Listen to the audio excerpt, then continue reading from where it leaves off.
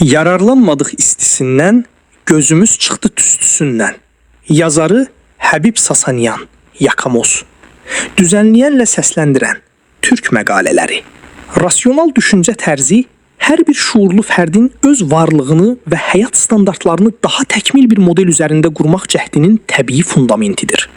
Cəmiyyətlər kollektiv rifahı və uğuru təmin etmək naminə bütün mövcud resurslarını səfərbər edirlər. Lakin 3-cü dünya kimi təsnif edilən ölkələrdə bu prosesin daxili iradədən deyil, kənar amillərdən asılı olduğuna dair dərin bir inanc hakimdir.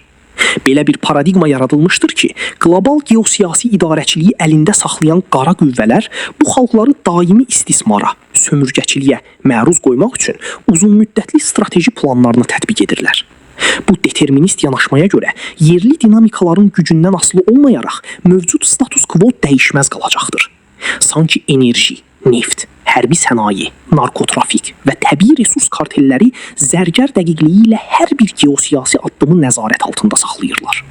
Xüsusilə Şərq və İslam coğrafiyasında siyasi liderlərin məhz bu qlobal güclər tərəfindən seçildiyi, onların vasitəsilə istismar siyasətinin rəsmi müqavilələr pərdəsi altında qanuniləşdirildiyi fikri cəmiyyətdə kök salmışdır. Eyni zamanda fövqəl dövlətlərin strateji planlarının A və B variantları üzrə ardıcıl şəkildə davam etdiyi düşünülür. Bunun ən bariz nümunəsi kimi İran adlanan ölkədə monarxiya sisteminin, şahlığın öz effektivliyini itirdikdən sonra şıxlıq, teokratik sisteminə keçid edilməsi göstərilir.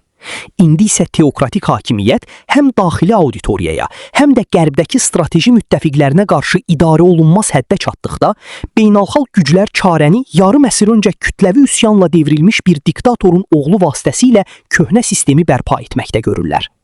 Buna baxmayaraq, Qərb dünyasının siyasi strateqləri istismar etdikləri cəmiyyətlərdəki intellektual potensialın və siyasi şuurun etki gücünü düzgün qiymətləndirməkdə çətinlik çəkirlər. Onlar anlamırlar ki, illərlə zindanlarda ağır sınaqlardan keçmiş, fikirdaşlarının edamına şahidlik etmiş aydın düşüncəli mübariz kəsim artıq qlobal güclərin simvollarını deşifrə etmişlər. Onlar üçün istər xristiyan dünyasının ruhani mərkəzi, Papa, istər İslam dünyasının teokratik rəhbərləri, müctəhid, istərsə də özünü xilaskar mələk kimi təqdim edən Donald Trump və ya İngiltərə kralı, fərqli maskalar altında gizlənmiş ədalət düşmənləri və kütlə manipulyasiyası ilə məşğul olan fiqurlardır. Məlumdur ki, İran teokratiyasının ən mühüm proksi qüvvələrindən biri olan və ABŞ-ın yaxın şərqdəki əsas müttəfiqi İsrail üçün ekzistensial təhlükə yaradan Livan Hizbullahı 12 oktyabr 2025-ci il tarixində Beyrutun Əl-Riyazə stadionunda 60 minlik xüsusi seçilmiş heyəti ilə toplantı keçirərək İsrailə açıq meydan oxudu. Burada haqlı bir sual yaranır. İranın ən yüksək rütbəli hərbi siyasi rəhbərlərini ən dərin bunkerlərdə tapıb məhv edən ABŞ-İsrail hava kəşfiyyatı və zərbə qüvvələri nədən bir terror təşkilatının faktiki olaraq bütün rəhbər və icraçı heyətinin toplandığı bu stadionu hədəfə almadı?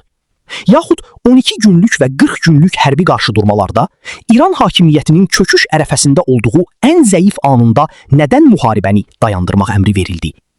Bu müəmmalı suallar sübut edir ki, dünyadakı hərbi münaqişələrin böyük bir hissəsi xalqların azadlığı və ya demokratiyanın təmin olunması məqsədi daşımır.